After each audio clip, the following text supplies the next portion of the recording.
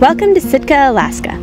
Population about 9,000. Located on the Alaskan Panhandle, Sitka boasts mountain views, beachfront homes, and abundant wildlife.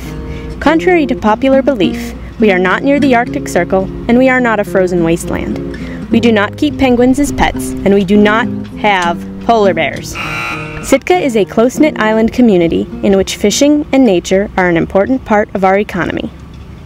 About a year ago, the National Oceanic and Atmospheric Administration in Juneau called Sitka Sound Science Center and asked if anybody was available to do ocean water monitoring once a month in Sitka. There's a program that's been happening for the last 2 years in Juneau where they sample ocean water once a month, and they're looking to see if the ocean is becoming more acidic. The ocean becoming acidic is a problem because any organism that has a shell has trouble forming its shell. So large organisms aren't too affected right away, but the small organisms like krill that many other larger animals depend on are unable to form their shells, unable to live if the ocean gets too acidic.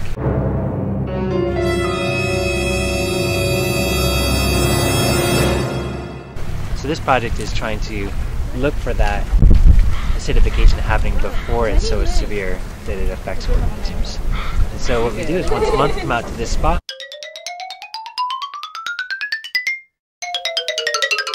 and students drop the sampling device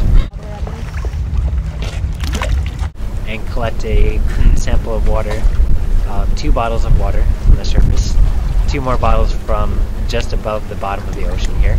Those samples are shipped back to Juneau, where they are analyzed for their carbon content and their pH level. The results of the ocean monitoring project are inconclusive so far.